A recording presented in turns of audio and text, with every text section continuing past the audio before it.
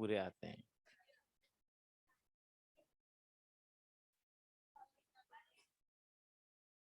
हाँ,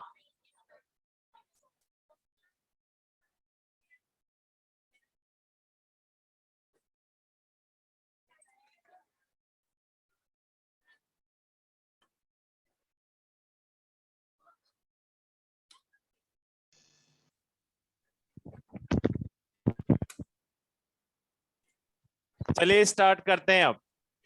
लास्ट हम I think solubility पे चल रहे थे।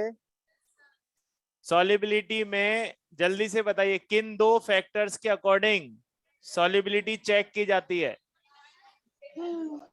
या तो लैटिस एनर्जी या फिर हाइड्रेशन एनर्जी, ये दो ही चीजें हैं।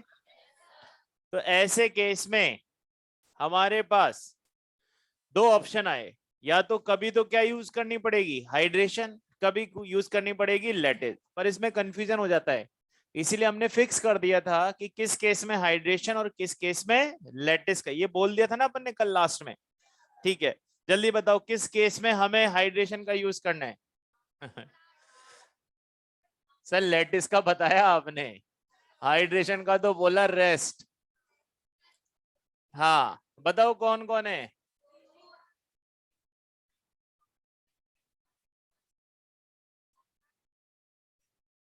और सेकंड ग्रुप कैटायन। हाँ ये H कोई काम में नहीं आएगा ना। अब अपने पास ये सारे कौन है जिनके केस में कौन सी एनर्जी यूज होगी? Latest energy. ठीक है, और बाकी रेस्ट केसेस में हम क्या यूज करेंगे? हाइड्रेशन। ठीक है, अब आपको याद है लेटेस्ट किसके इनवर्स होगी बेटा? सॉलिबिलिटी। और हाइड्रेशन किसके डायरेक्टली प्रोपोर्शनल? सॉलिबिलिटी। दोनों एक दूसरे के इनवर्स नहीं है।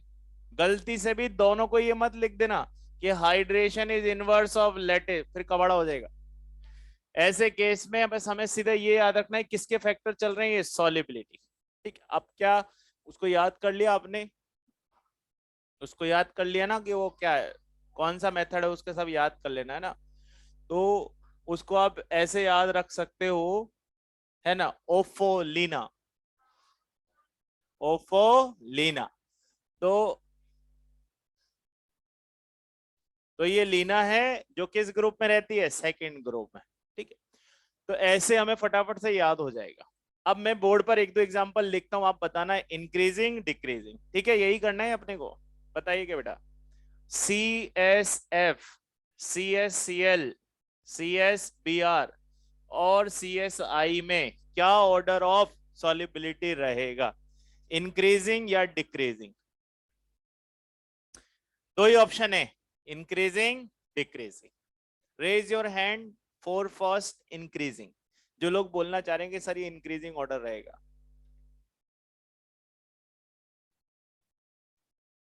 अच्छा ठीक है, वो लोग अपने हैंड रेज करिए जो बोल रहे हैं सर ये डिक्रीजिंग ऑर्डर रहेगा।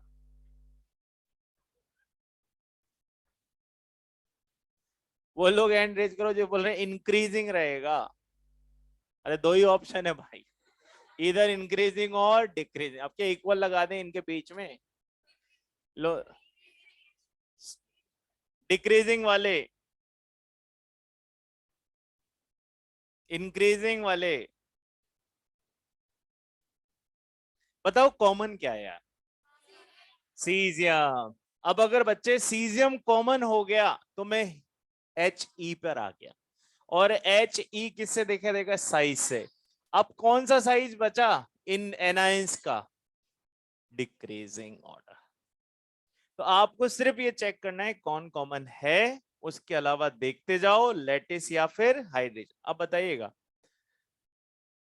बेरिलियम का सल्फाइड, मैग्नीशियम का सल्फाइड, कैल्शियम का सल्फाइड और स्ट्रोंशियम का सल्फाइड, इंक्रीजिंग और डिक्रीजिंग?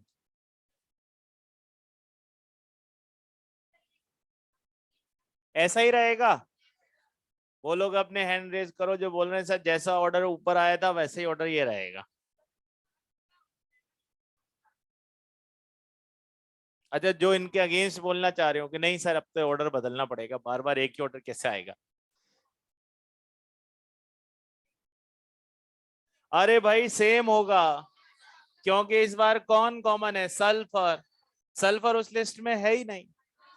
ठीक है, यानी कि अब हमारे पास दो फैक्टर इंपॉर्टेंट रहेंगे, इधर लैटिस और हाइड्रेशन। अच्छा याद रखिए बेटा, ये जो फैक्टर चल रहे हैं ना, टोटल प्रैक्टिकल वैल्यू बेस्ड है। बस हमने उनको कोशिश की है कि किसी ना किसी तरह से हम क्वेश्चंस के आंसर कर पाए। और वो उसके लिए कौन कौन से क्वेश्चंस आए हुए हैं जरा देखते हैं एक बारी। मॉड्यूल आए हो? सबसे पहले आप देखो एक्सरसाइज 2 का क्वेश्चन नंबर 22 और 24 ये हो गए, और क्वेश्चन नंबर 47। बस यही क्वेश्चंस हैं इसके तीनों। सारे किस पर बेस्ड हैं? हाइड्राइड, एक तो हाइड्रोक्साइड्स और दूसरा सल्फेट पर, कल हो गए थे। अच्छा, अब तीन एक्सेप्शनल ऑर्डर्स, यानी कि जो ये बात भी नहीं मानते, यानी कि उनका रूल कुछ अलग ही होगा।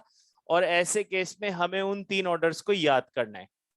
दो ऑर्डर तो बिल्कुल फर्स्ट और फर्स्ट ही ग्रुप के हैं, जैसे लिथियम का carbonate, sodium carbonate, potassium carbonate, rubidium carbonate. बताइए क्या ऑर्डर आना चाहिए अब तक हमने जो पढ़ा उस बेसिस पर? क्या कॉमन है? कार्बोनेट कार्बोनेट का। तो सर ही फॉलो करिए, पर यहां पर हमें क्या फॉलो करना है? ली। वही तो एक्सेप्शन होता है कि हमें फॉलो क्या करना चाहिए था? ही, बट वी आर फॉलोइंग ली हेयर, क्योंकि ये कौन सा ब्लॉक चल रहा है बेटा? और एस ब्लॉक में क्या ज्यादा मैटर करती है? Lattice energy. इसलिए इसकी लैटिस सबसे कमजोर, इसलिए इसकी सॉल्युबिलिटी सबसे ज्यादा। अब आओ। अच्छा ये मत देख देना कि सर आपने बोला था बड़े के साथ बड़ा, वो थर्मल स्टेबिलिटी थी, उसमें आप क्या कर रहे थे? हीट कर रहे थे। यहाँ पे आप इसको क्या कर रहे हो? डिसॉल्व कर रहे हो। तो वहां लैटिस एनर्जी अलग तरह से परफॉर्म करती है और यहाँ पे लैटिस एनर्जी अलग तरह से। इसी का क्या ले लिया जाए? बाइकार्बोनेट। तो वही ऑर्डर आएगा जो अभी लिखा है हमने, डाउन द ग्रुप डिक्रीजिंग, यानी कि लैटिस एनर्जी डिक्रीज तो सॉल्युबिलिटी इंक्रीज। दोनों ऑर्डर एक जैसे ही है, दोनों ही किससे जुड़े हुए हैं? फर्स्ट ग्रुप से। एक कार्बोनेट और एक दूसरा क्या बन गया? बाइकार्ब। और लास्ट बताइएगा बेटा, मैग्नीशियम का फ्लोराइड, कैल्शियम का फ्लोराइड, स्ट्रोंशियम का फ्लोराइड और बेरियम का फ्लोराइड, क्या कॉमन है? फ्लोरीन। क्या यूज करें? Down the group increasing. क्या होगी बेटा? Solubility increase. पर आप इसमें एक मेंबर को मिसिंग देख रहे होंगे। कौन मिसिंग है? वो सबसे आगे आ जाएगा बस। यही इसमें एक एक्सेप्शन है कि बेरिलियम सर सबसे आगे आ गया। बाकी ऑर्डर वैसा ही है जैसा हम समझ रहे थे, वही सब चल रहा है। तो ये तीन हमारे ऐसे ऑर्डर हैं जो किसको फॉलो नहीं कर रहे? अपने हीलियम और लिथियम के रूल को फॉलो नहीं कर। सब ये सॉल्युबिलिटी के लिए ही कर रहे हैं अपन, जो भी एक्सेप्शन लिखे हैं ना बेटा भी, एक्सेप्शनल ऑर्डर्स ऑफ सॉल्युबिलिटी। अच्छा कभी नीट ने क्वेश्चन नहीं पूछा है, याद रखिएगा। नीट ने क्वेश्चन पूछा है ली और ही से जो हो जाए, है ना? ये तो मैंने आपको इसलिए बता दिया कि कहीं एलन के पेपर्स में आ जाए तो हम बिल्कुल मेंटली तैयार रहें, वहां सरप्राइज ना हो जाए। चलो एंड करें चैप्टर को। हाँ सुनेंगे सुनेंगे, बिल्कुल सत्य घटना पे आधारित स्टोरी सुनेंगे। हाँ अभी सुन, आज तो बहुत टाइम है हमने पास।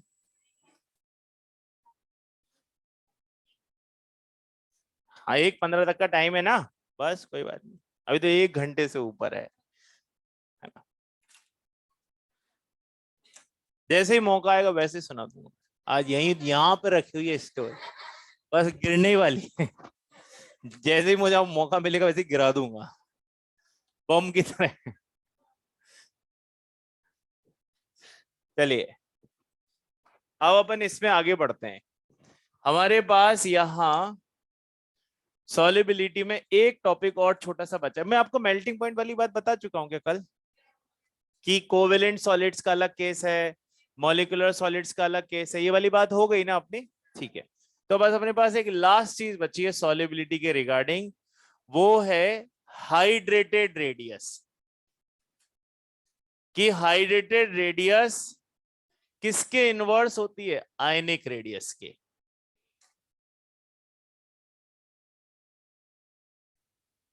चलिए देखते हैं। आप ही बताओ हाइड्रेशन एनर्जी किस पे डिपेंड करता है? चार्ज के डायरेक्टली प्रोपोर्शनल और साइज के इनवर्सली प्रोपोर्शनल। अब इसको ऐसे समझा जाए, मान लीजिए कि कोई छोटा आयन पानी के अंदर जाए, जैसे Li+, इसके ऊपर कितना चार्ज है बेटा? +1। और एक सीजियम चला जाए, उसके ऊपर भी कितना चार्ज है? +1। बताओ किसकी चार्ज डेंसिटी ज्यादा है? छोटा है तो उसके ऊपर चार्ज का इंपैक्ट ज्यादा है, इसके ऊपर चार्ज का इंपैक्ट कम हो गया। तो बताओ वाटर किसको जल्दी घेरने की कोशिश करेगा? और बेटा जब वो इसको घेरेगा तो वो उसके आसपास क्या करते चले जाएगा? ज्यादा वाटर मॉलिक्यूल इकट्ठा होंगे। अब बताइए इसकी ये रेडियस कौन सी रेडियस है? और वो हमेशा किससे लार्ज होगी? जो बड़ा वाला आयन होगा उसी के चार्ज जितना उससे क्या हो जाएगी? बड़ी। तो हाइड्रेटेड रेडियस हमेशा किसके इनवर्स चलेगी? आयनिक। फॉर एग्जांपल अगर मैं यहाँ पे लिख रहा हूं Li+ गैस, है ना, Na+ gas, potassium ion gas में, है ना, सीजियम आयन गैस में, तो ये कौन सी रेडियस की बात चल रही है? आयनिक। कौन सी रेडियस है? आयन। बताओ इसका क्या ट्रेंड रहेगा, इंक्रीजिंग की डिक्रीजिंग? सर ये तो इंक्रीजिंग होगी, क्योंकि यहां पर आप कौन सी रेडियस ले रहे हैं? आयनिक। आयनिक रेडियस हमें पता है डाउन द ग्रुप क्या होगी? इंक्रीज। पर अगर इसी को मैं किस में डिप कर दूं? पानी में, तो पानी में किसकी रेडियस बड़ी हो जाएगी? यानी कि सेम ही ट्रेंड रिवर्स हो जाए। तो जो बाहर छोटा वो पानी में मोटा, जो बाहर छोटा वह पानी में मोटा, या जो बाहर छोटी वो बन गई मोटी, है ना। तो यहां पर अब कौन सी रेडियस लिख रहे हैं अपन? HR मतलब हाइड्रेटेड। तो यहां पर यही ट्रेंड बिल्कुल क्या हो जाएगा? रिवर्स। किससे डिनोट करोगे? AQ से। एक्वस मतलब हाइड्रेटेड। इसका क्वेश्चन आया हुआ है इसलिए मैंने बताया आपको, ये है ना, आखिरी टॉपिक चल रहा है ये अपना।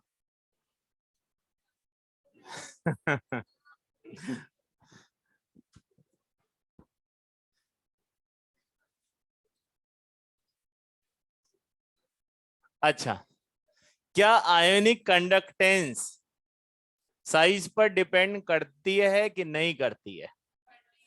आयनिक कंडक्टेंस, या फिर इसको क्या बोलते हैं? Mobility. Mobility is inverse of size. सही लिखा है। आप बताओ पानी में आपसे पूछे कि कौन सा आयन तेज भागेगा, तो सीजियम भाग। क्यों भागेगा? क्योंकि सर पानी में उसका रेडियस छोटा है। तो आपको अगर यहीं पर ही आयनिक कंडक्टेंस पूछ लिया जाए, किस में? एक्वस में। आयनिक कंडक्टेंस इन एक्वस, तो ऑर्डर क्या बनेगा? Li से ज्यादा, ऐसे Na+, और सबसे ज्यादा कौन हो जाएगा? सीजियम। समझ गए आप? बस आपको एक चीज ध्यान रखनी है, बाकी सब उसके रिवर्स करते जानी। आपको आयनिक रेडियस याद है तो आप उसका रिवर्स क्या कर लो? Hydrated radius. तो जो आप आयनिक रेडियस से आंसर करते उसका रिवर्स आंसर किससे करते जाना? हाइड्रेटेड से। जैसे आप याद करो 10th क्लास में रिडक्शन और ऑक्सीडेशन आता था, तो 4 चीजें पूछी जाती थी। कौन ऑक्सीडाइज हो रहा है, कौन रिड्यूस हो रहा है, कौन रिड्यूसिंग एजेंट है, कौन ऑक्सीडाइजिंग एजेंट। पर हमें चारों में से एक ही चीज तो पता करनी पड़ती थी, बाकी चारों तो उसी के साथ एडजस्ट हो जाते थे। अच्छा ये पता है तो ये इसका ठीक उल्टा है इसमें। तो यहाँ पर भी आपको सिर्फ ये याद रखना है कि आयनिक रेडियस क्या है। ठीक है, लिख लो खुशी, रुबिडियम भी लिख लो।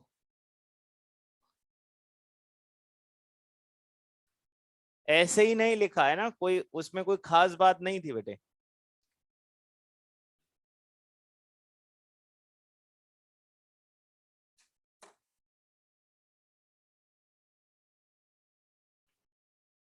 डन। बिल्कुल, जो चीज इसके लिए फॉलो करोगे आप, वो आयनिक कंडक्टेंस अगर गैसियस में पूछा तो वैसे ही इसी के अकॉर्डिंग आई, पर ये किस में पूछ रहा है बेटा, एक्वस, तो फिर चेंज हो गया ना मैटर। फिर आप इससे आंसर कर रहे हो, आप एक्वस में आ गए तो फिर आप कौन सी रेडियस चेक करोगे, हाइड्रेटेड। और हाइड्रेटेड रेडियस में किसका साइज सबसे बड़ा है, लिथियम का, तो किसकी कंडक्टेंस सबसे कम हो गई, लिथियम, और सबसे ज्यादा बच्चे सीजियम। वो आप बिल्कुल अगर इतना याद रख सकते हो तो कोई दिक्कत नहीं है। अच्छा, कुछ लोग हाइब्रिडाइजेशन निकालने के लिए वो एक दूसरा फॉर्मूला भी यूज करते हो, valency electron this and that, याद रखिएगा उसमें गलती होने के चांसेस हैं। इसीलिए आप क्या बनाने की कोशिश करो, स्ट्रक्चर। कल 2-3 बच्चे आए थे, मेरी उनसे बात हुई, वो वही फॉर्मूला यूज कर रहे हैं, करिए आप, कोई बुराई नहीं है, 99% सही है, 1-2% गलत जाएगा। अब मान लीजिए उसी दिन गलत हो गया जिस दिन वही क्वेश्चन आ गया, तो फिर लेने के देने पड़ेंगे, फिर देने ही पड़ेंगे, लेने तो क्या। डन, चैप्टर ऑफिशियली खत्म। फ्री आप है ना। अब अपने को क्या स्टार्ट करना है, कोऑर्डिनेशन। वो पढ़कर आए होगे 102 एंड 103, पढ़ ले, अभी बता दूंगा इसको। बिल्कुल बिल्कुल 1 बजे, है ना। नहीं नहीं, मेरे को याद है, आज मैं जाऊंगा ही नहीं बिना स्टोरी सुनाए बस आओ, अब छोटे बच्चों की तरह मत करो, पहले कोऑर्डिनेशन कंपाउंड स्टार्ट करो। ये कैसे आर्मी बात ही नहीं सुनती है, ये हटा दो बच्चे। अब अपने को आज नया चैप्टर स्टार्ट करना है, और उस चैप्टर का नाम है मॉड्यूल नंबर 5 में कोऑर्डिनेशन कंपाउंड्स। सबसे बढ़िया चैप्टर है मॉड्यूल नंबर 5 का।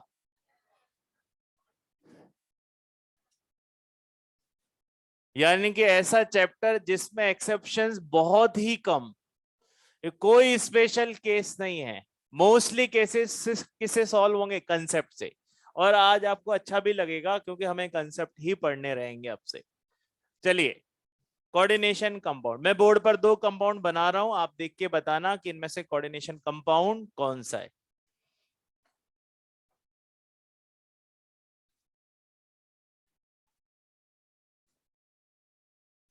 हाँ, बताइए। वो इसलिए ना क्योंकि वो ऐसा लिखा है मैंने, इसीलिए पहचान लिया आपने ना। अब मैं इसको अगर ऐसे लिख देता तो,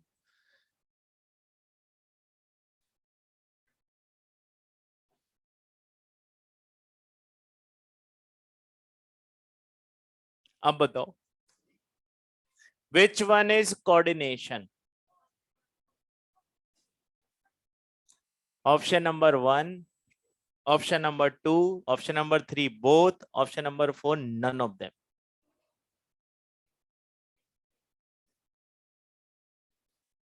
2। अरे वो ऐसे क्यों परेशान हो, 2 पढ़ रखा है हमने, देखी हुई है, इसकी शक्लें ऐसी ही होती है। तो ऐसे केस में जब भी मेरे को ये दोनों का कंपैरिजन करना हो तो कुछ ना कुछ कॉमन जरूर होगा। सर आपने इसके साथ इसी को क्यों लिखा है, क्योंकि जब हम कोऑर्डिनेशन कंपाउंड पढ़ रहे हैं तो फिर इसकी क्या जरूरत थी, है ना। ये तो कोऑर्डिनेशन कंपाउंड नहीं है, फिर यही लिखना चाहिए था आपको। तो आपको ये बताना है कि ये दोनों चीजें एक ही कैटेगरी से निकल कर आई हैं, और वो कैटेगरी है addition compound. Both are known as addition compound, these are known as double salt, जिसमें एलम भी आते हैं, and these are known as coordination compound. यानी कि दोनों एक ही तरीके से बने हुए हैं, पर दोनों की प्रॉपर्टीज में डिफरेंस होने की वजह से हमने इनको कितनी कैटेगरीज में डिवाइड कर दिया, 2 कैटेगरी। एक कैटेगरी डबल सॉल्ट, दूसरी category coordination, but both belongs to same category, that is addition compound. तो हमें तो पढ़ना किसके बारे में है, अगर मैं वहां पे लिख देता ना एलम, तब भी चल जाता, because alums are also double salt.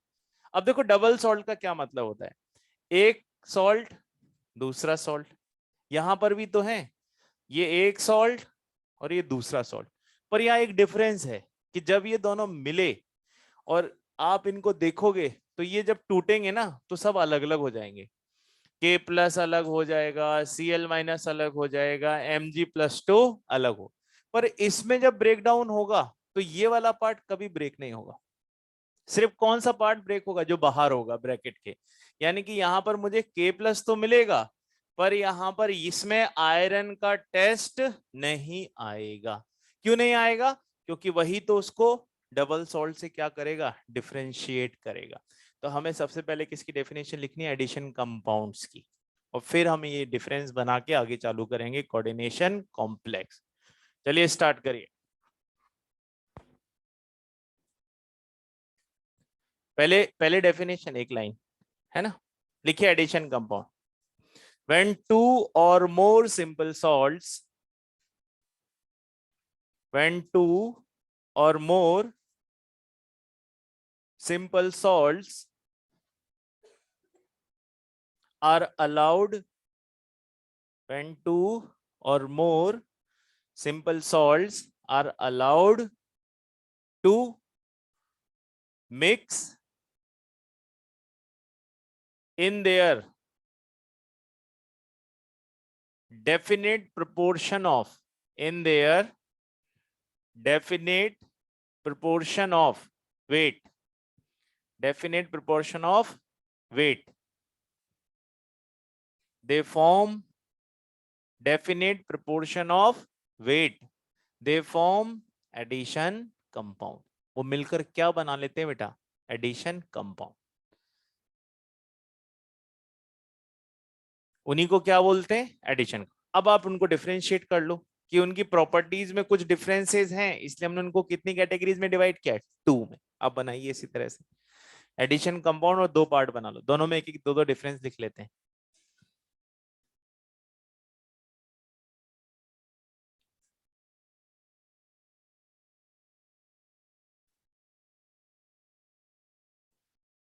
एक तरफ लिख लीजिए डबल सॉल्ट और दूसरी साइड क्या लिख लीजिए?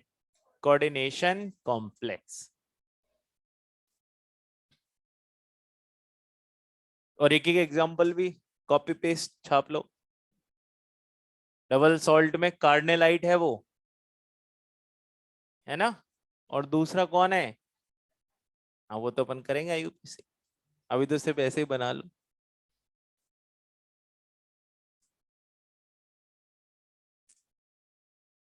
नाम लिखना है तो कॉमन नेम लिख सकते हो, पोटेशियम फेरोसाइनाइड। उसके बारे में हम जब बात करेंगे जब हम आईयूपीएससी पढ़ रहे होंगे ना, पोटेशियम फेरोसाइनाइड। अभी तो अपना पूरा फोकस किस पे रहेगा कि पहले समझ में आ जाए बातें, है ना, फिर हम किसको स्टार्ट करेंगे बच्चा? आईयूपीएससी को। पोटेशियम फेरोसाइनाइड, इसका नाम है पोटेशियम फेरोसाइनाइड कोऑर्डिनेशन वाले का। उधर वाले का क्या नाम है? कार्नेलाइट। आप चाहो तो उसमें किसका एग्जांपल भी लिख सकते हो? पोटाश एलम का, वो भी एक तरह का क्या है? Double salt.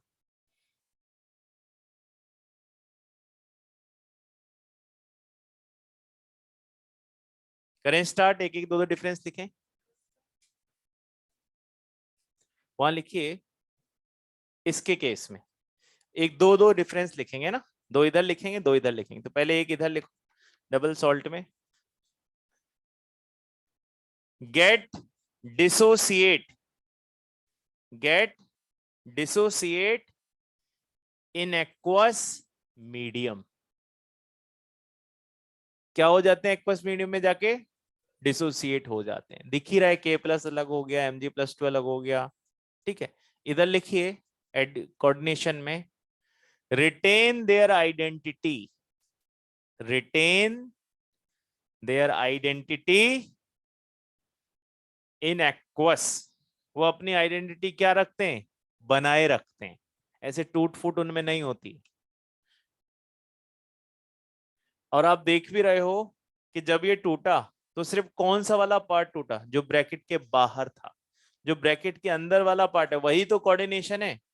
वो अभी भी मेंटेन्ड है। दूसरा डिफरेंस लिखो,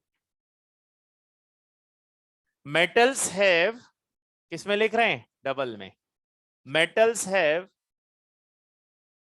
there normal valencies, metals have their normal valencies।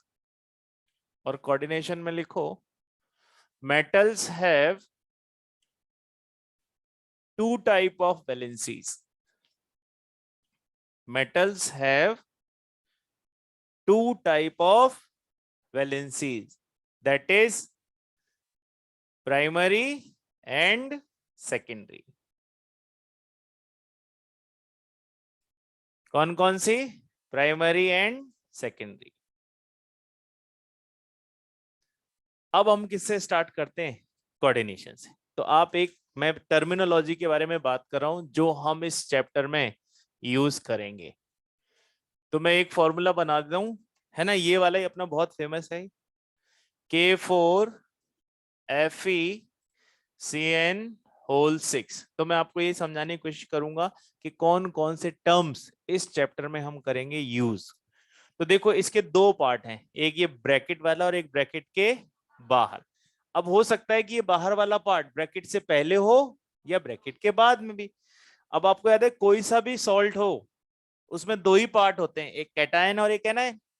तो ये वाला पार्ट है कैटायन और ये वाला पार्ट है एनायन। तो ये वाला जो पार्ट है इसको हम बोलते हैं आयोनाइजेशन स्फीयर। क्या नाम है बच्चे इसका, आयोनाइजेशन स्फीयर। ये जितना चार्ज बनाएगा उसका काउंटर चार्ज किस पे आएगा, या बताओ ये कितना चार्ज बनाएगा, +4। तो ऑटोमेटिकली इसके ऊपर कितना आएगा, क्योंकि हमें तो न्यूट्रल बताना है ना, इसलिए sometimes it is also known as counter ion. इसको क्या भी बोलते हैं, काउंटर आयन। अब ये काउंटर आयन पहले भी हो सकता है और बाद में भी। अब ये जो ब्रैकेट में बचा हुआ पार्ट है इसको बोलेंगे कोऑर्डिनेशन स्फीयर। अगर वो आयोनाइजेशन स्फीयर है तो इसका नाम हो गया कोऑर्डिनेशन स्फीयर। डन। अब आगे चलते हैं, इसमें तो कुछ है ही नहीं, इसको देख लेते हैं। इसमें दो पार्ट हैं, एक ये और एक दूसरा ये पार्ट। तो जो ब्रैकेट स्टार्ट होते से ही आ जाए उसका नाम है central metal atom, bracket start होते से। और उसके बाद जो कुछ भी नजर आए ब्रैकेट में वो सब क्या कहलाएंगे, लिगेंड्स। पहले कितने पार्ट बनाए मैंने, दो, आयोनाइजेशन, कोऑर्डिनेशन। फिर आयोनाइजेशन को तो हमने छोड़ दिया, कोऑर्डिनेशन के दो पार्ट, सीएमए और ligand.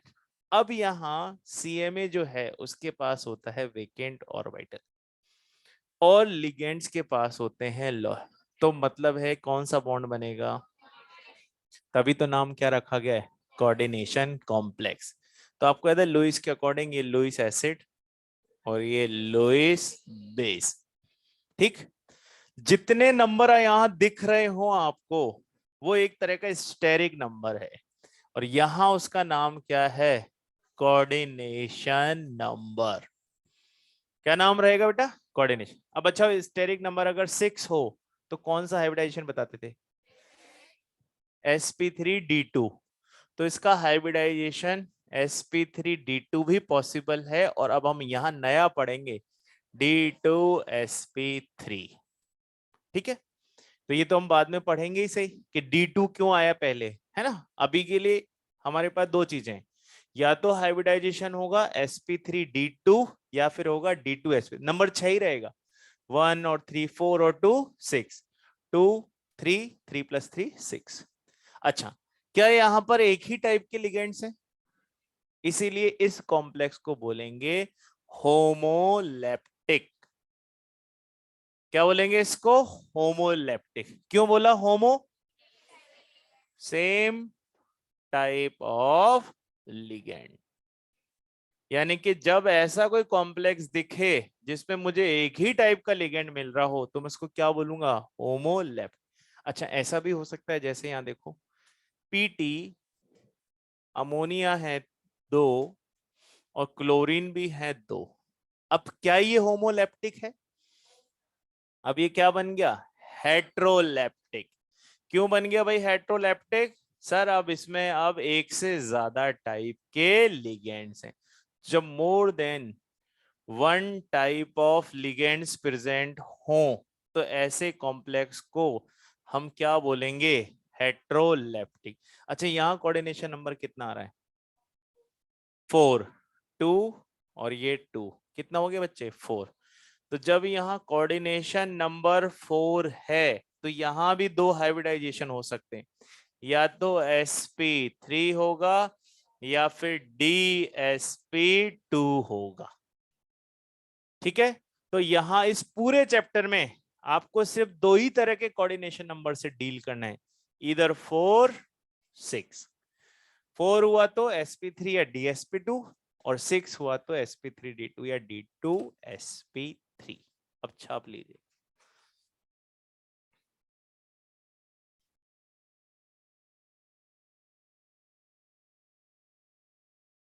La Lewis acid, Lewis base.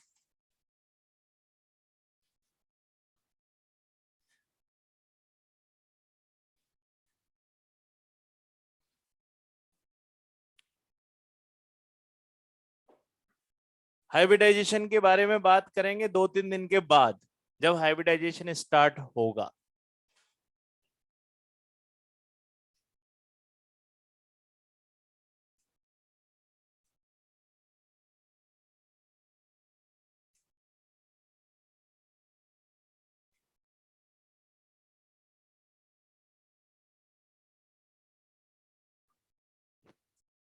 सारी बातें वापस बोल दूं या लिख रहे हो पहले? हाँ पहले लिखोगे ही सही।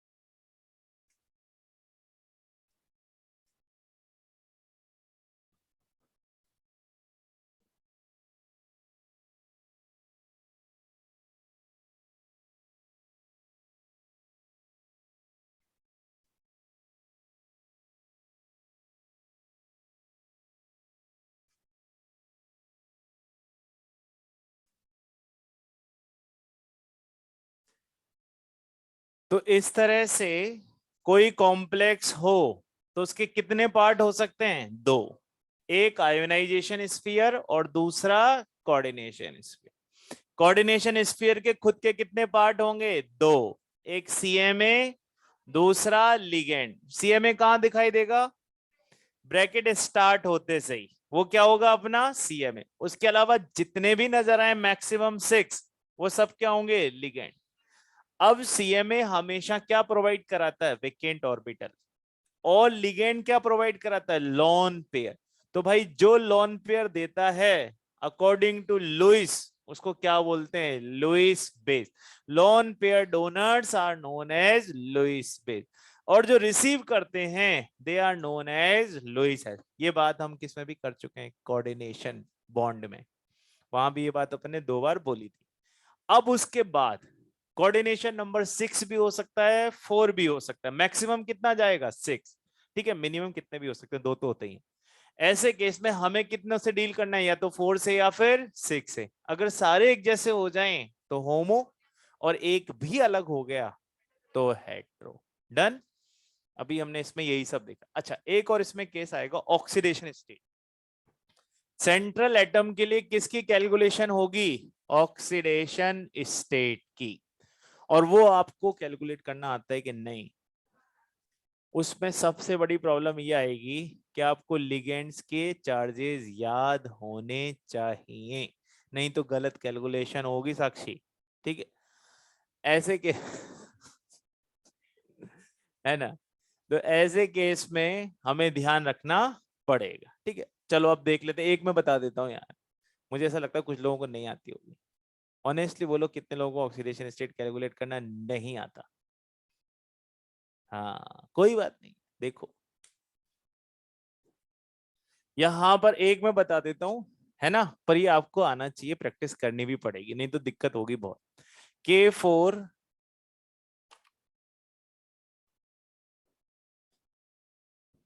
K4 FeCN होल 6, बताइए किसके लिए कैलकुलेट करना है आर। कितने बार है पोटेशियम 4, और पोटेशियम की वैलेंसी 1, तो 4 × 1। जिसके लिए कैलकुलेट करते हैं उसको x रख लेते हैं हम। साइनाइड की वैलेंसी यहां पर है -1, कितना टाइम है 6 टाइम, तो 6 × -1। अगर यहाँ पे माइनस या प्लस में कोई वैल्यू होती तो मैं यहां रख देता, ठीक है। अब आप देखिए ये आ गया 4 + x - 6 = 0, सो x बिकम 6 प्लस हो गया, और ये माइनस, सो x का वैल्यू आ गया +2। इसमें बताओ, इसमें ये तो 0 है, तो ये चार्ज कौन देगा, क्लोरीन, तो यहां भी क्या आएगा +2, ठीक है।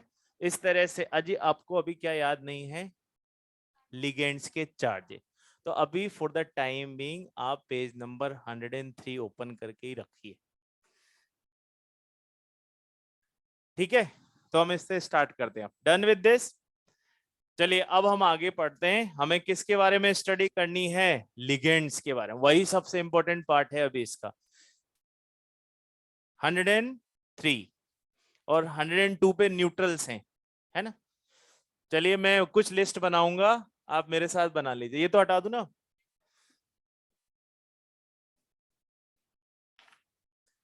टाइप ऑफ लिगेंड्स, अच्छा लिगेंड किसको बोलोगे आप, जो ब्रैकेट के अंदर हो, जो ब्रैकेट के अंदर हो वही क्या रहेगा, लिगेंड। भाई जिसने ये बॉर्डर क्रॉस कर लिया अब वो खतरे में है ना, क्योंकि वो किस में चला गया, आयोनाइजेशन। तो हमें याद रखना लिगेंड सिर्फ किसके अंदर, ब्रैकेट के अंदर।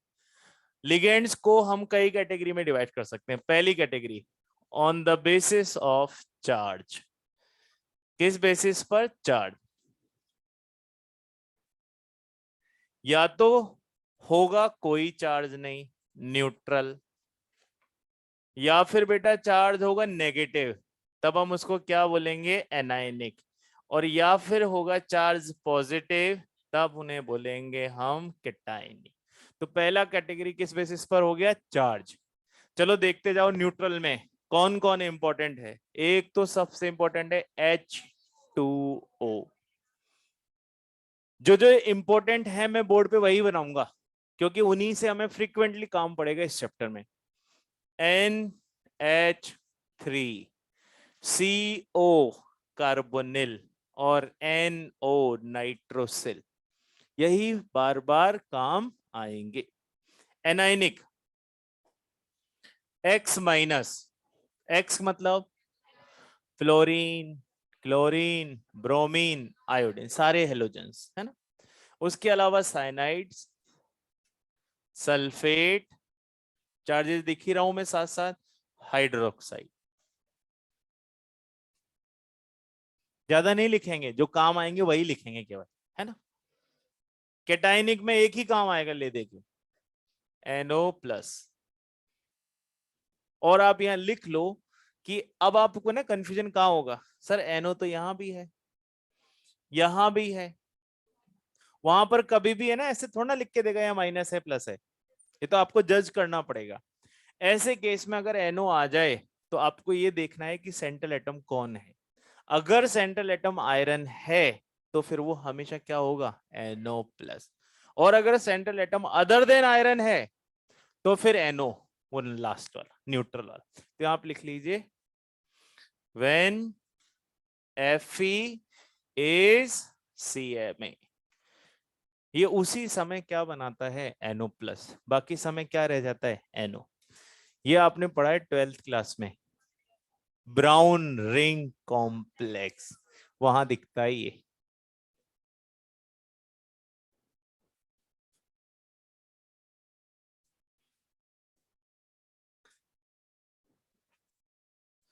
On the basis of denticity,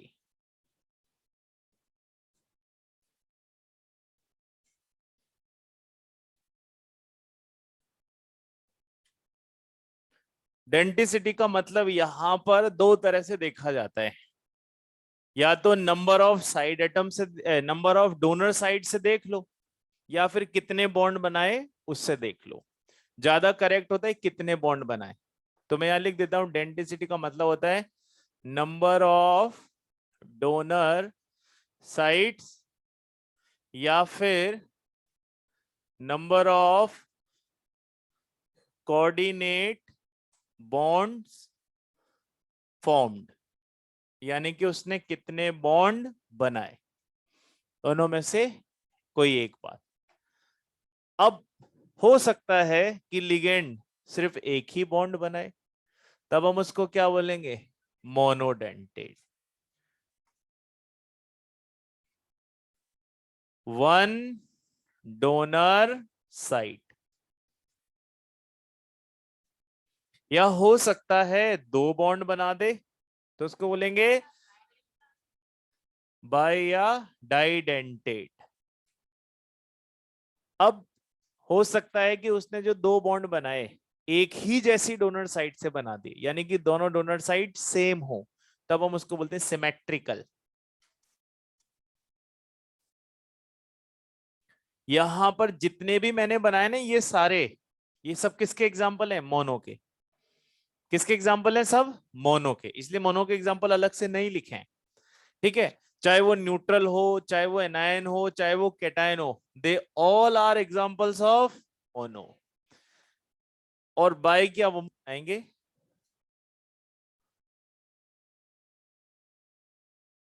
asymmetrical. Trickle,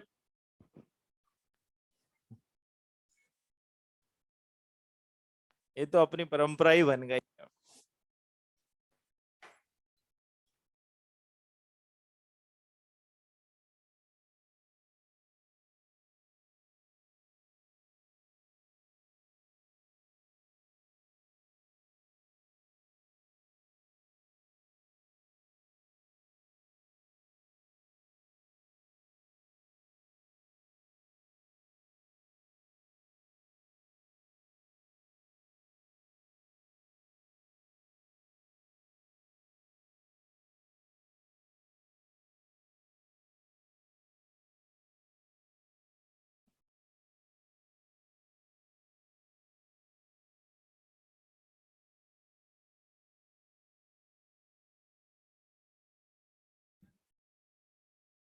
बना लिए यहां तक,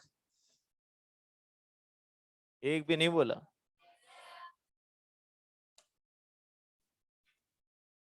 सिमेट्रिकल, दोनों donor side same, both donor sides identical, या फिर क्या होंगी, सेम। जबकि असिमेट्रिकल में क्या होंगी, डोनर साइड्स डिफरेंट।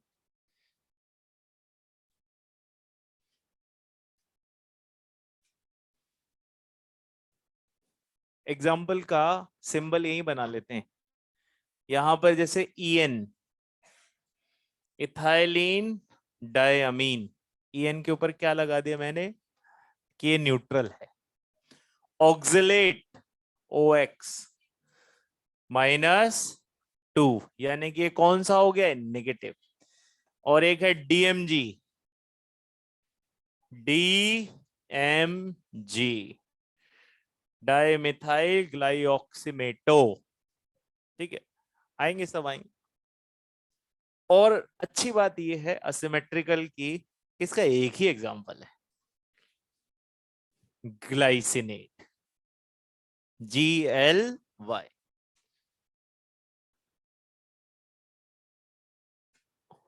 और लास्ट पॉली डेंटेट। पॉलीडेंटेट की डोनर साइट्स दो से भी ज्यादा, जो भी दो से ज्यादा चले गए वो सब यहां आ गए।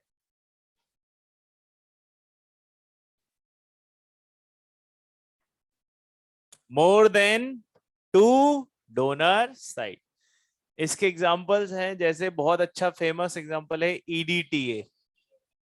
अब EDTA के ऊपर -4 भी हो सकता है, और EDTA के ऊपर 6 कहां से हो जाएगा? मैक्सिमम तो मैंने पहले ही बोला थी 4, अब तो कम ही कर सकते हो 3। मैंने सोचा सब बोल रहे हैं तो हम भी कुछ ना कुछ फेंक ही दे। यहाँ पे कितनी डोनर साइट्स हैं? 6। और यहाँ पर डोनर साइट्स हैं 5।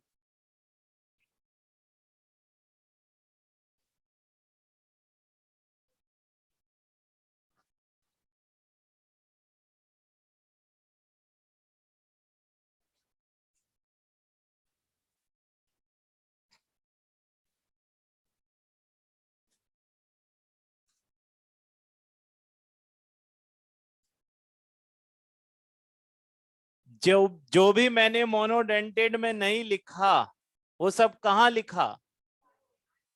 उधर उधर लेफ्ट में। वो सब मोनोडेंटेड ही है। न्यूट्रल, एनायनिक, केटायनिक, वो सब किसके किसके एग्जांपल्स हैं? मोनो के।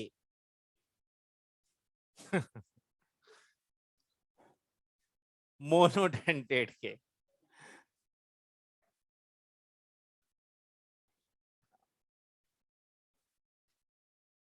हर बात पे हंस।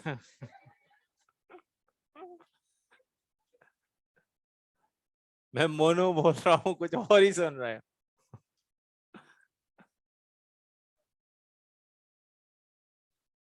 और लास्ट है,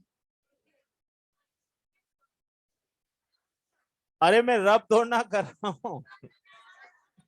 आप अलग से लिख लो ना, मैं तो एक साथ लिख दूं। बोर्ड तो अच्छा लगेगा भरा हुआ। अरे अच्छा मैं अपनी नोटबुक का ध्यान रखूं या तुम्हारी नोटबुक का ध्यान? मुझे अपनी नोटबुक अच्छी जमानी है, तुम अपनी में लगे हुए हो। बाद में बना लो एक अलग से। आप एक एक पे खींच लेना ना, इसकी इतनी बढ़िया लगेगी कि आपके पास सारे के सारे लिगेंड एक ही साथ एक सामने होंगे। On the basis of interaction between CMA and ligand. आप ऐसा करो ना, एक लाइन है ना, यहां से नीचे ले जाओ पेज। अच्छा भर गई क्या? तो पीटीओ करके कर लो पीछे।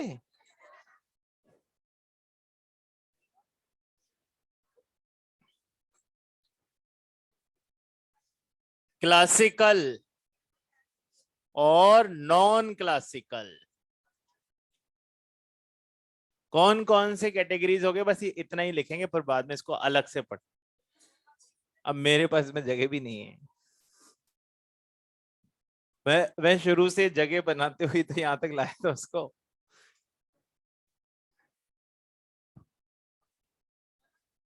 Classical and non classical.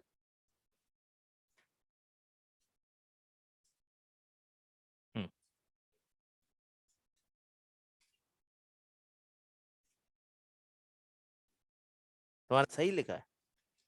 वाह, ये जीत गई।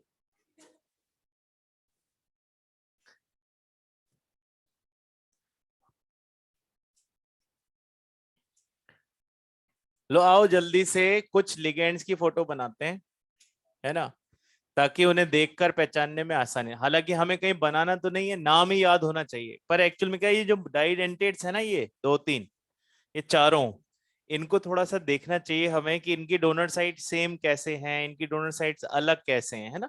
वही सब अपने को देखना है। अच्छा बीच में मैं ट्राई टेट्रा वो सब भूल गए है ना, छोड़ दिए। वो पॉलीडेंटेट के एग्जांपल्स हैं, हमने एक ही एग्जांपल लिया है, उसको बना सकते हैं। पेज नंबर 104 पर है वो सारे। पेज नंबर 103 पे सारे डाई वाले पड़े हुए हैं, और 104 पर सारे पॉली वाले दिख रहे हैं।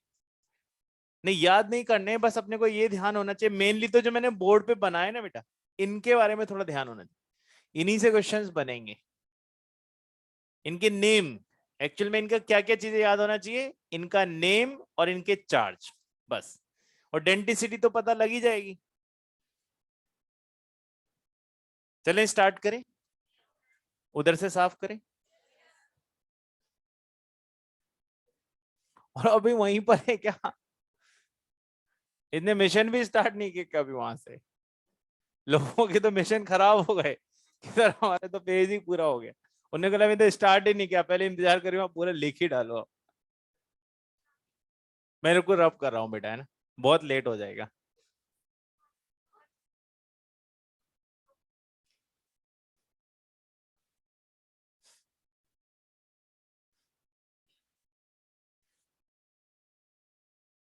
हाँ, सबसे पहले इनके स्ट्रक्चर बनाने की कोशिश करते हैं।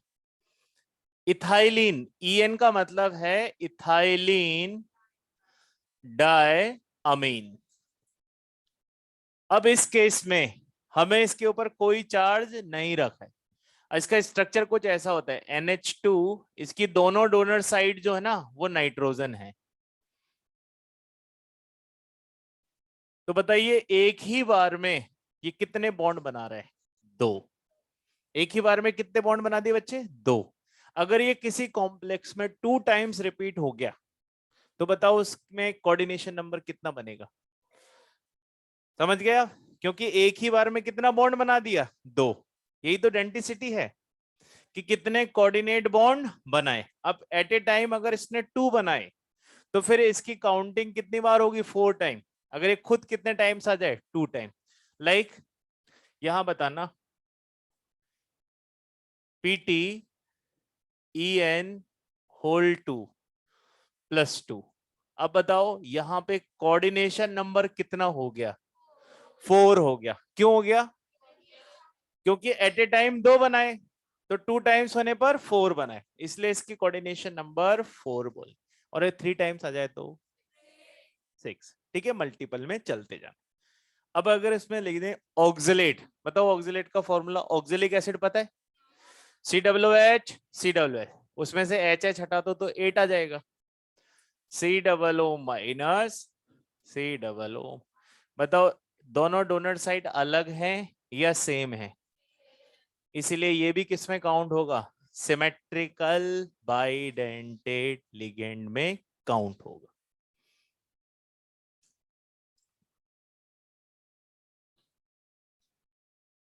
ऑक्सलेट शॉर्ट में क्या लिखा जाएगा? OX। चार्ज कितने लगाया? -2। क्यों लगाया बच्चे? क्योंकि ये भी ऑक्सीजन नेगेटिव, ये भी ऑक्सीजन नेगेटिव। अब आ जाइए DMG। DMG पे कितना चार्ज? -1। इसका फॉर्मूला थोड़ा बड़ा है पर ये बहुत इंपॉर्टेंट है।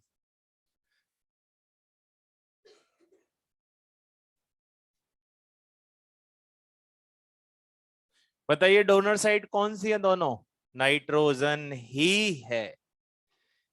इसीलिए ये भी मेरा कौन सा लिगेंड रहेगा? Symmetrical bidentate ligand. अच्छा, चार्ज -1 किसकी वजह से आ रहा है? बिल्कुल समझ गए आप। और ये याद रखिएगा, ये DMG इसका क्वेश्चन आया हुआ है। ये देता है रोजी रेड PPT। निकिल के साथ कौन सी PPT देगा? रोजी रेड। इसीलिए क्वेश्चन आया हुआ है। इसमें एक दो बातें और भी आएंगी, है ना, पर इसकी स्ट्रक्चर ध्यान रखनी है अपने को। हाँ, किसका? EN में? हाँ, ये न्यूट्रल थोड़ा ना हो सकता है, कोई ना कोई चार्ज तो प्लेस करूंगा, इसकी वजह से तो कोई चार्ज ही नहीं है ना। अब क्या बचा हुआ है बेटा? Glycinate, GLY।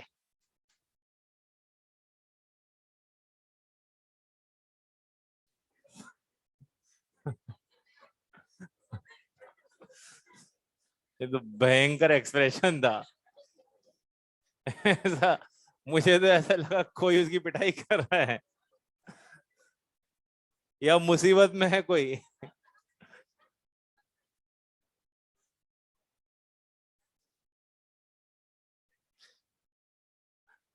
मुझे ऐसा लगता है कि पेपर की दहशत में आज आप लोगों का कोई संतुलन खराब है।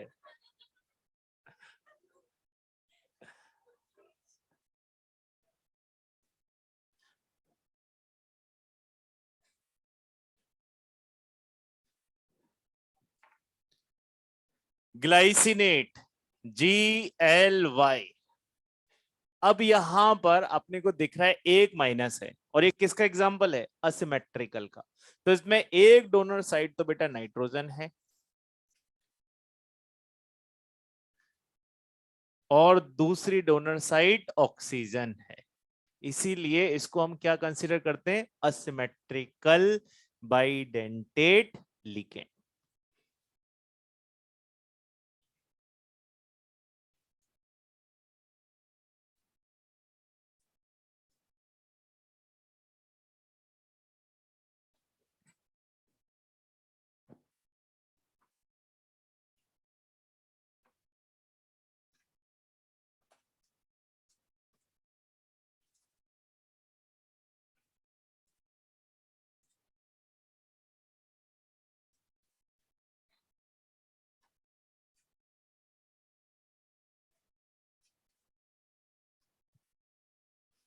सिर्फ यही चार हमें याद रखने हैं, है ना, बाइडेंटेड में। और किसी की तरफ अपने को कोई मतलब नहीं है, क्योंकि वो काउंट भी नहीं होते, कहीं दिखाई भी नहीं देते।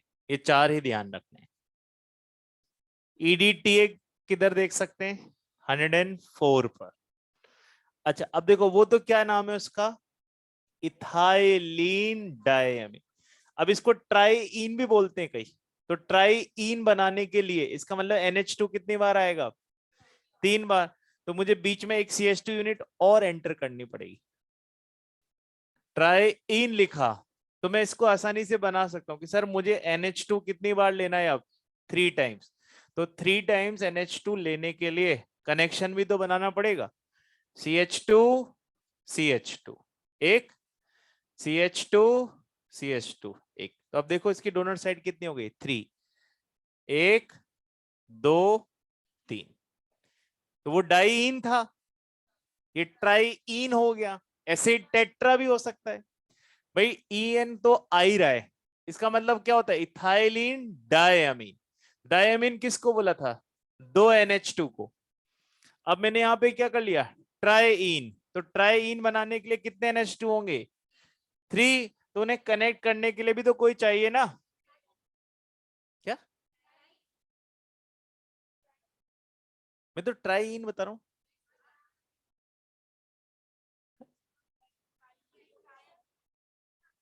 नहीं नहीं, अरे मैं इसके बारे में बोल रहा हूं कि ये डाई अमीन है। तो 2 NH है ना, तो यहां पर अब कितने हो गए? 3, इसलिए क्या लग गया? ट्राई। तो ट्राई को जोड़ने के लिए मुझे कितने CH2 यूनिट चाहिए? 2। भाई यहां तो एक ही CH2 यूनिट थी ना, तो दोनों के टर्मिनल पर NH2 जुड़ गया था। अब यहां पर मुझे दोनों के टर्मिनल पर NH2 के साथ साथ एक और EN भी तो चाहिए। उसी के लिए यहां पर बीच में क्या आएगा? एक NH, तो वो कनेक्ट किसके थ्रू होगा? इन्हीं CH2 के थ्रू ही तो कनेक्ट होगा, है? पेज नंबर 104 पर आ जाओ। अच्छा, डाईइन लिखा हुआ है, ये बोल रहे? ठीक ठीक, समझ। अच्छा, यहां डाईइन है।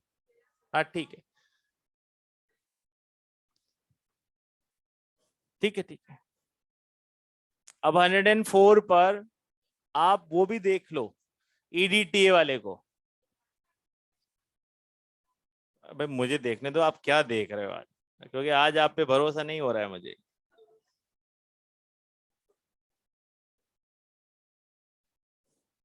समझ गया क्या कंफ्यूजन था? मैं इसको बता रहा था कि ये ट्राइडेंटेड है ना?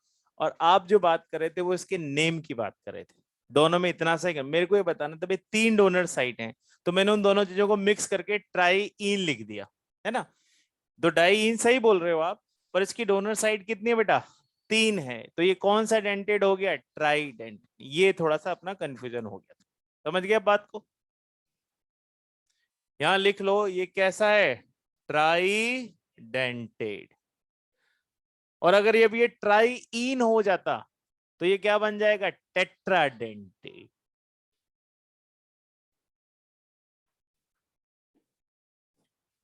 और EDTA बना लेंगे।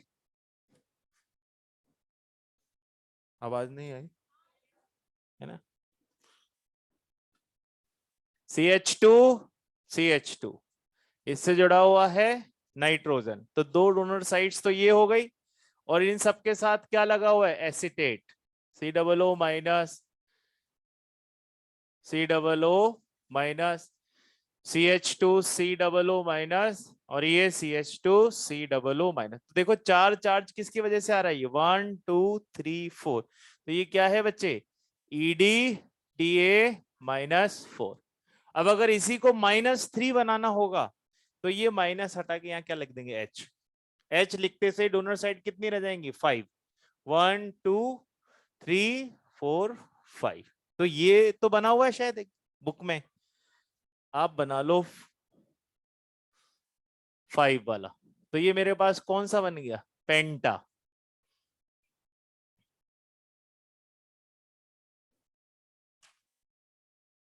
दो नाइट्रोजन से बनाएगा और 3 ऑक्सीजन से। हाँ वो इसकी वैलेंसी ज्यादा हो रही होगी ना।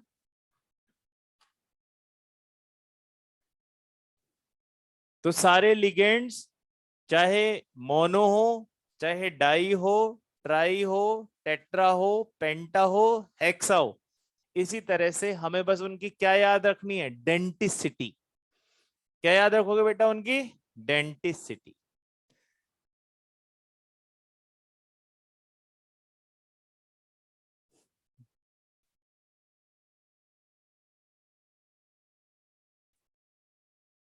हम्म, क्या बेटा, ये तो बनाना पड़ेगा, याद करना पड़ेगा। क्या इसके डोनर साइड गिनो, 1 2 3 4 5, ये तो बंद हो गया ना। हाँ नहीं, मैंने अभी इसको EDTA -3 बनाया बेटा, EDTA -4 तो गिवन है ना ऑलरेडी।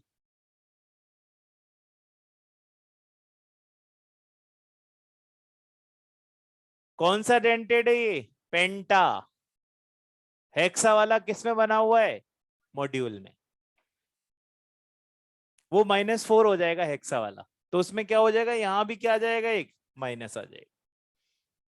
अच्छा, इसमें मुझे आपको जो एक नई वर्ड बोलनी थी वो थी चिलेशन।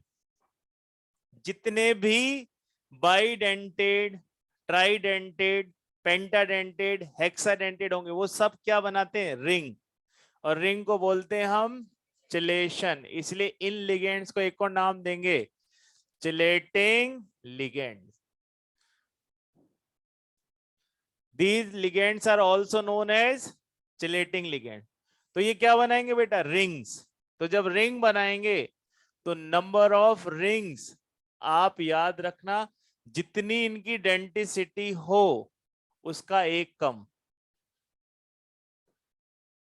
डेंटिसिटी में से क्या करना है, एक कम। चलो गिनकर देख लो, इसकी डेंटिसिटी कितनी है, रिंग कितनी बनी, 1, देखो सब जगह 1। अब बताओ इसकी डेंटिसिटी कितनी है, 1 2 3, पर रिंग कितनी बनेगी, एक रिंग ये रहे और एक रिंग ये रहा। तो बस हमें ये याद रखना है कि जिसके पास जितनी डेंटिसिटी उसमें से एक कम क्या होंगी, नंबर ऑफ रिंग्स। और इन सारे लिगेंड्स को क्या बोलेंगे, चिलेटिंग। अब EDTA ये वाला अगर देखोगे तो इसकी डेंटिसिटी कितनी है, 5, तो इसकी रिंग्स कितनी होंगी, 4। ठीक है, इसमें ऐसे नहीं गिन सकते, क्योंकि इसमें तो अपन ने इसको ये एक रिंग बनाएगा, इससे एक रिंग बनेगी, तो ये मिलजुल कर जब रिंग बनाएंगे तो आपको कितनी दिखाई देंगी, 4 ही नजर आएंगी। और EDTA -4 से डेंटिसिटी 6, तो रिंग्स हो गई 5। कोई लिफ्ट में होगा,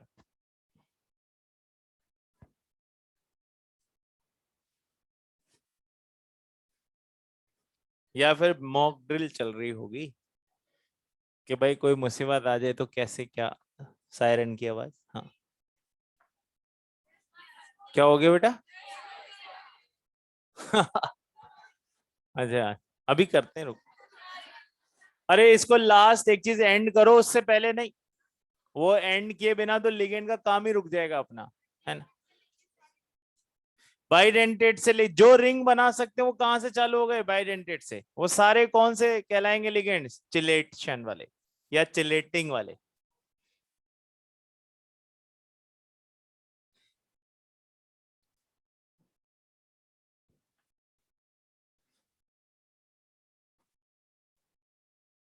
अब यहां आपने ना ऐसे भी लिगेंड सुने अभी जो हमने लास्ट में देखे, क्लासिकल और बेटा नॉन क्लासिकल। हाँ बच्चे, क्लासिकल और नॉन क्लासिकल, ये लास्ट है लिगेंड सीरीज के बाद जो है एंड ही हो जाएगा, 2-4 मिनट का काम है। क्लासिकल का मतलब क्या है यहां पर ये समझ लें। अभी तक आप देख रहे हैं कि सेंट्रल एटम लिगेंड से क्या रिसीव कर रहा है, लॉन। ये बिल्कुल सिंपल मेथड है, इसी से बनते हैं कोऑर्डिनेट बॉन्ड। इसी को क्या बोलते हैं, क्लासिकल मेथड। यानी कि इस तरह के लिगेंड्स जो सीएमए के साथ सिर्फ क्या बनाए, कोऑर्डिनेट बॉन्ड, उन्हें हम क्या बोलेंगे, क्लासिकल। बट कुछ ऐसे भी लिगेंड होते हैं जो ये बॉन्ड बनाने के साथ साथ इस सीएमए से भी क्या ले लेते हैं, इलेक्ट्रॉन। यानी कि काम इतना सा था कि लिगेंड सीएमए को क्या देगा, लॉन पेयर। यहां तक अगर रुक जाते हो तब तो कौन से लिगेंड कहलाओगे, क्लासिकल। पर रिटर्न में भी इलेक्ट्रॉन ले लेते हो तो फिर वो क्या कहलाएंगे, नॉन क्लासिकल। यानी कि एक ही जगह कितने बॉन्ड बन गए, 2। इस तरह के बॉन्डिंग को क्या बोलते हैं, बैक बॉन्ड। क्या नाम देंगे वे इसको, बैक। और इसका एक और नाम है synergic. This is also known as synergic bonding. नहीं नहीं, जितने दे रहे उतने नहीं लेने हैं, केवल ये बोला जा रहा है कि वो उससे रिटर्न में कुछ इलेक्ट्रॉन्स रिसीव भी करेगा। तो ऐसा बिहेव करने वाले लिगेंड्स को हम कौन से लिगेंड्स बोलेंगे, नॉन क्लासिकल। अब यहां पर नॉन क्लासिकल के एग्जांपल्स आपके देखे हुए हैं बहुत सारे, सीओ, साइनाइड और एनओ प्लस। सीओ, साइनाइड और एनओ प्लस। अब बताओ इन तीनों में कॉमन क्या है, bond order. They all are having 14 electrons. और 14 इलेक्ट्रॉन्स पे आपको याद है एमओटी में हमने इनकी बॉन्ड ऑर्डर कितनी पढ़ी थी, 3। जब हमारे पास डाई एटॉमिक हो और नंबर ऑफ इलेक्ट्रॉन किससे कम हो, 20 से, तुम किसका सीधा यूज कर सकते हैं, एमओट। तो यहाँ पे 14 आ रहा है सब में, तो बॉन्ड ऑर्डर कितना आ गया, 3। अब यहां आप ये बात समझने की कोशिश करो कि ये जो पाई इलेक्ट्रॉन इनके पास आ रहे हैं, क्योंकि सिग्मा के बाद दूसरा बॉन्ड क्या कंसीडर करते हैं हम, तो ये जो पाई इलेक्ट्रॉन आ रहे हैं ये किस मॉलिक्यूलर ऑर्बिटल में जाएंगे, 14 है ना। बताओ पहले 2 इलेक्ट्रॉन कहां जाएंगे, सिग्मा 1s, फिर सिग्मा स्टार 1s, फिर सिग्मा 2s, फिर सिग्मा स्टार 2s, फिर आता है आपको पाई 2p x, पाई 2py। यहां तक कितने हो गए, 12। और यहां हो गए 14, सिग्मा 2p, ये सब भर गए। अब बचा हुआ कौन है, पाई स्टार 2px या फिर पाई स्टार 2py। कौन से हैं ये, ABMO, which means these ligand accept pi electrons in their ABMO। और ऐसे लिगेंड्स को हम क्या बोलेंगे, नॉन क्लासिकल लिगेंड। कैसे चेक किया, एमओटी से, है ना। एमओटी में हमें याद है कि 14 इलेक्ट्रॉन कैसे फिल करते हो, 2 4 6 8 10 12 14। भाई 7 बॉक्स हैं, 14 हो गए। बचे हुए इलेक्ट्रॉन अब अगर ये लेगा यहां से तो कहां पे जाने वाले हैं, इसके एबीएम। तो इसमें 2 इंपॉर्टेंट बातें हो गई। पहली बात तो इनकी कैटेगरी कौन सी है बेटा, नॉन क्लासिक। क्यों बोले non classical, because they are accepting pi electrons from central atom, which is unusual. बात तो यही थी जैसे पहले केस में हो रही है कि अपना लोन पेयर किसको दे दो, सेंटर को, बात खत्म। पर इन्होंने रिसीव भी कर लिए। क्यों रिसीव कर लिए? क्योंकि यहाँ पर सिग्मा के साथ कौन सा बॉन्ड भी बन सकता है, पाई भी। भाई अगर आप यहाँ देखो, ये एम है और ये सी है, तो एक्सिस पे बनने वाला बॉन्ड कौन सा होता है, सिग्मा। अब ये जो बचे हुए ऑर्बिटल्स हैं, ये कैसे ओवरलैप कर गए, एक्सिस के परपेंडिकुलर, तो इनसे बनने वाला बॉन्ड कौन सा हो गया, पाई। और इन इलेक्ट्रॉन्स को कौन से इलेक्ट्रॉन बोलेंगे, पाई इलेक्ट्रॉन। अब ये पाई इलेक्ट्रॉन कहां पर एक्सेप्टेड है, एबीएम। तो दिख भी रहा है, अगर इलेक्ट्रॉन यहाँ पाई में जाएगा तो इन इलेक्ट्रॉन्स को कौन सा इलेक्ट्रॉन्स बोलेंगे, पाई इलेक्ट्रॉन बोलेंगे। यही एमओटी का रूल था। तो ऐसे केसेस में हमें यहाँ पर दो ही चीजें ध्यान रखनी है। पहली बात तो ये कि ये सारे लिगेंड्स कौन से लिगेंड हैं, non class, because they are forming back bonding. ठीक है। सेकंड, वो जो इलेक्ट्रॉन रिसीव कर रहे हैं वो किस में रिसीव करेंगे, एबीएम, क्योंकि उनके बीएमओ तो पूरे ही भरे हुए हैं। तो ये दो चीजें यहां पर एक्स्ट्रा अपने को समझ में आई। अब ये बताओ कि यहां पर ये इलेक्ट्रॉन किस कंडीशन में इनको रिसीव हो सकते हैं। मैं 3 कंडीशन लिख रहा हूं बोर्ड पे। यहां पर मेटल और ये कार्बन है, कार्बन, इन दोनों की बात करें, जनरली इसकी बात नहीं करते हम, है ना। तो यहाँ पर कार्बन और ऑक्सीजन के बीच में कैसा बॉन्ड होता है, ट्रिपल। क्यों बोला है ट्रिपल, एमओटी के अकॉर्डिंग। ठीक है। कार्बन कितने बॉन्ड बना सकता है, 4, 4 बने हुए हैं। अब ये इससे लोन पेयर अगर ले ले, ठीक है, यानी कि यहां से इलेक्ट्रॉन रिसीव कर ले, तो एक नया बॉन्ड बनेगा नहीं बनेगा इन दोनों के बीच। और जब नया बॉन्ड बनेगा बेटा, तो इसको अपना ये वाला बॉन्ड तोड़ना पड़ेगा। क्यों तोड़ना पड़ेगा, सर वो तो 4 ही बना सकता है, तो उसको यहां से कम करना पड़ेगा। ऐसे केस में अगर बैक बॉन्डिंग होती है तो ये वाली बॉन्ड ऑर्डर इंक्रीज और ये वाली बॉन्ड ऑर्डर डिक हो गई। जब बॉन्ड ऑर्डर बढ़ती है तो बॉन्ड लेंथ क्या होती है, तो ये बॉन्ड लेंथ कम, ये बॉन्ड लेंथ ज्यादा। क्या बॉन्ड ऑर्डर बॉन्ड स्ट्रेंथ कोई बताता है, इसकी बॉन्ड स्ट्रेंथ बढ़ गई, इसकी बॉन्ड स्ट्रेंथ। तो एक ही चीज से हमें कई क्वेश्चन सॉल्व करने पड़ेंगे। तो अब आप सीधा दोबारा से सुनना, अगर नॉन क्लासिकल आया तो चांसेस हैं क्या हो जाए, बैक बॉन्डिंग अगर होगी तो एक नया बॉन्ड इन दोनों के बीच में और बनेगा। उसके लिए कार्बन को ये वाला बॉन्ड कम करना कम करना मतलब बॉन्ड ऑर्डर कम, बॉन्ड ऑर्डर कम मतलब बॉन्ड लेंथ ज्यादा, बॉन्ड स्ट्रेंथ कम। अब ये आपको सिर्फ इतना सा देखना है कि ये कंडीशन कब कब हो सकती है। क्या ऐसे समय हो सकती है जब इसके पास ऑलरेडी नेगेटिव हो, ये वाला केस तो क्या है 1, जिसमें हमारे पास ये कैसा है, न्यूट्रल। दूसरा केस है जब हमने इसके ऊपर कौन सा चार्ज दिया हुआ है, नेगेटिव, यानी कि इसके पास तो और इलेक्ट्रॉन है, तो ये तो और आसानी से बनाएगा। तो यहां भी क्या हो जाएगी, बैक बॉन्डिंग हो जाएगी। पर अगर केस नंबर 3 हो, जहां पर इसके ऊपर कैसा चार्ज हो, प्लस, तब बैक बॉन्डिंग नहीं बतानी। क्यों नहीं बतानी है, क्योंकि उसके पास इलेक्ट्रॉन ही नहीं है। ऐसे कंडीशन में यहां पे बॉन्ड ऑर्डर क्या रहेगी, 3। और तो बॉन्ड ऑर्डर ज्यादा, बॉन्ड लेंथ कम, बॉन्ड स्ट्रेंथ ज्यादा। यहां क्या होगा, बॉन्ड ऑर्डर कम, बॉन्ड लेंथ ज्यादा, बॉन्ड स्ट्रेंथ कम। तो हमारे पास कितने बॉन्ड हो गए कंसीडर करने के लिए, 2। एक एम और सी वाला, दूसरा सी और ओ वाला। अब अगर आपसे पूछा जाए कि बताइए किस वाले ऑप्शन में order of M C bond strength ज्यादा है, बताओ कैसे बताएंगे। 1 2 3 वाला ऐसे बोल दो आप तो, सर केस 2 में सबसे ज्यादा, क्योंकि नेगेटिव है। केस 1 में सेकंड और केस 3 में सबसे कम। ठीक है।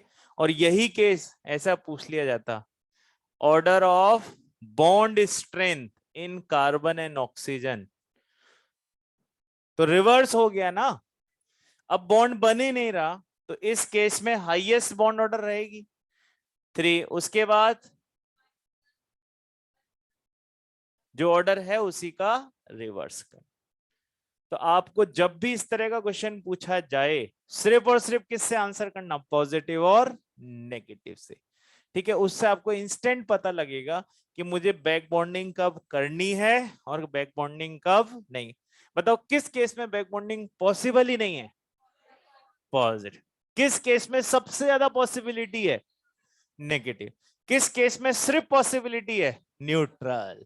कंपैरिजन करने को आ जाए न्यूट्रल और नेगेटिव में, तो प्रेफरेंस किसको देंगे, नेगेटिव को। और किस केस में बनानी ही नहीं है, क्यों नहीं बनानी है, इलेक्ट्रॉन्स है ही नहीं। सब लोग पेज नंबर 106 का क्वेश्चन नंबर 3 करिए।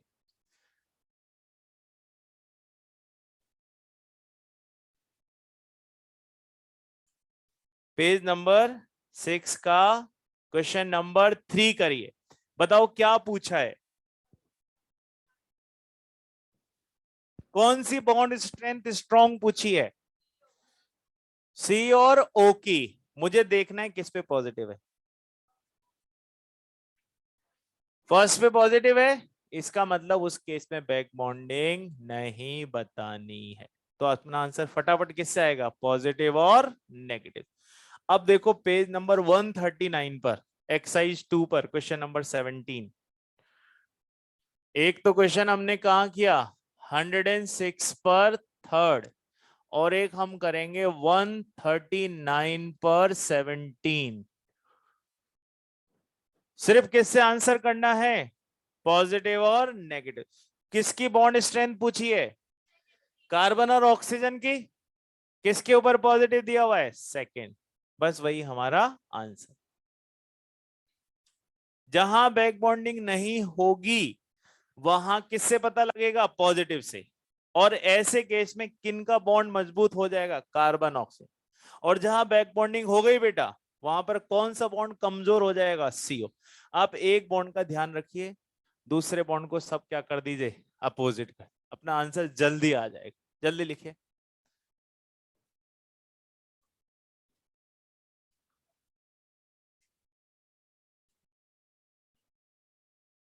सभी लोगों को टेस्ट के लिए ऑल द वेरी बेस्ट, है ना बेटा। सब अपना टेस्ट बड़े अच्छे से करेंगे।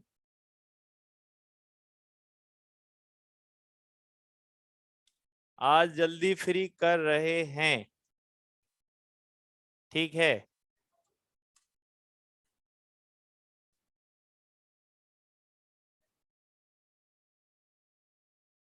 सारे क्वेश्चंस ध्यान से करिए और टेस्ट अच्छे से करना है सबको बच्चों।